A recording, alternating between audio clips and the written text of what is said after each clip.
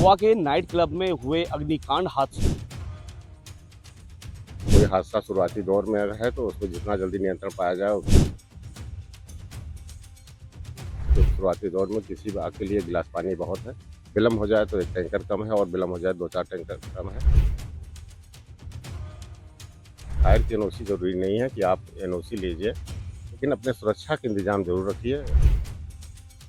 बाहर से नहीं पता चलता है, घटनाएँ घटती हैं तब हम लोग को पता चलता है। जो कार्यशील नहीं थे उनके द्वारा कार्यशील करा दिया गया और दूसरे दिन पुनः चेक किए तो सही पाया गया। गोवा के नाइट क्लब में हुए अग्निकांड हादसे के बाद में उत्तर प्रदेश के आगरा में अग्निशमन विभाग अलग मोड पर है और किस तरह की तैयारियां हैं ऐसे हादसों को रोकने के लिए हमारे साथ में बात करने के लिए मौजूद है आगरा के मुख्य अग्निशमन अधिकारी डीके सिंह जी। इनसे बात करते हैं और जानते हैं सर आगरा में जिस तरह से गोवा में हादसा हुआ है तो उसको लेकर के आगरा में किस तरह की। सभी स्टेशन अफसर अपने-अपने क्षेत्र में नियमित सुबह जो है जाते हैं वीआईपी ड्यूटियाँ और जो भी समय मिलता है जाके जो ऐसे संस्थान हैं जहाँ पे ज़्यादा भीड़-भाड़ होती है, जहाँ पे लोग खाना खाने के लिए या क्लब में आते हैं,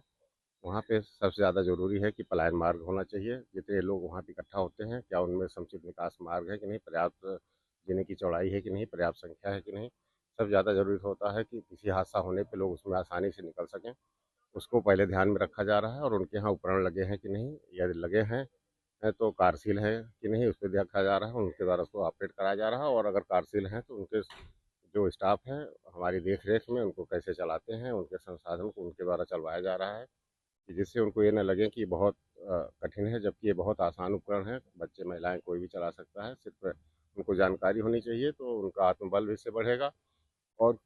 कहा जाता है कि कोई हादसा शुरुआती दौर में अगर है तो उसमें जितना जल्दी नियंत्रण पाया जाए उतना अच्छा होता है, क्योंकि शुरुआती दौर में किसी भी आग के लिए गिलास पानी बहुत है। विलम्ब हो जाए तो एक टैंकर कम है और विलम्ब हो जाए 2-4 टैंकर कम है।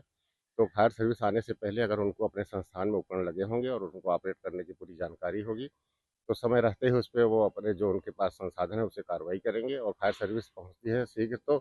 फायर सर्विस अपने संसाधनों का और उनके संसाधनों का उपयोग करके त्वरित कार्रवाई करके उसपे भारी जनहानि को कम किया जा सकता है, रोका भी जा सकता है। तो ये एक अभियान चलता रहेगा और उनको जागरूक किया जा रहा है, उनको समय भी दिया जा रहा है कि आप अगर अकारशील हैं तो इसको जल्दी से कारशील कराएँ। जहाँ तक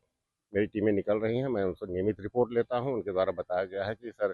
कुछ जगहों पे जो ऑपरेट नहीं थे, जो कार्यशील नहीं थे, उनके द्वारा कार्यशील करा दिया गया और दूसरे दिन पुनः चेक किए तो सही पाया गया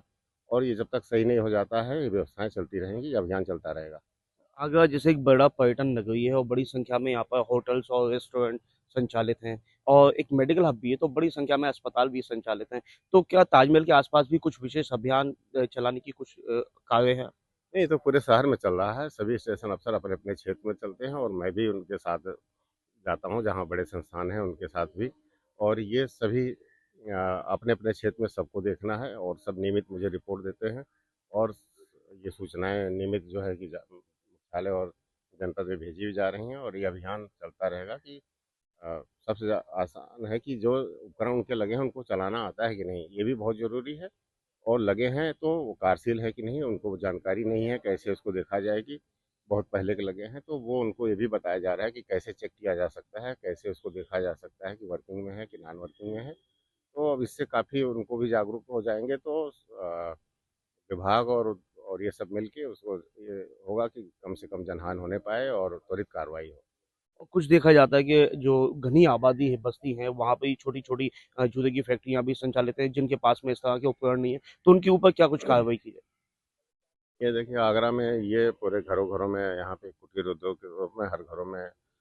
जूते बनते हैं। आपको बाहर से नहीं पता चलता है, घटनाएँ घटती हैं तब हम लोग को पता चलता है कि यहाँ पे तो वहाँ पे ज़्यादा संख्या में नहीं 5-10 लोग 20 लोग ऐसे करके घरों में चला रहे हैं, कई सकरों गलियों में भी चला रहे हैं। तो उनको बताया जाता है कि फायर की एनओसी ज़रूरी नहीं है कि आप एनओसी लीजिए, लेकिन अपने सुरक्षा के इंतजाम ज़रूर रखिए। एनओसी उतना ज़रूरी नहीं है जितना सुरक्षा का इंतजाम ज़रूरी है। आप अपने यहाँ पे पानी का ड्रम, होज़ या पंप या 2-4-10 एक्सटिंग्विशर जैसे आपका काम है, उसको रखे रहिए और ड्रम भर के रखिए। छोटा काम है तो छोटा प्रबंध करिए, कोई ज़रूरी नहीं है कि आप सारे सिस्टम बड़े लगाइए, लेकिन सावधानी बरतिए और जहाँ पे काम हो वहाँ पे कोई ज्वलनशील चीज़ या एडिसिव जो चीज़ है वो उसको बाहर रखिए और बिजली का और जो ज्वलनशील चीज़ का वहाँ बीड़ी सलाई जो वर्कर काम करते हैं उनको भी चेक करते रहिए कि जहाँ पे काम हो रहा है वहाँ इस तरह से ज्वलनशील चीज़ लेके कोई जाने न पाए। इसका भी अभियान हम लोग का रेगुलर चलता रहता है। कहीं न कहीं गोवा को लेकर के जो आगरा अग्निशमन विभाग है, वो भी बिल्कुल अलर्ट मोड पर है और साफ तौर से सीएफओ द्वारा कहा गया है कि ये अभियान जो है लगातार निरंतर चलता रहेगा। पूरे आगरा में चेकिंग अभियान चलाया जाएगा। कैमरामैन गुल मोहम्मद के साथ जावेद खान, IBC 24 आगरा।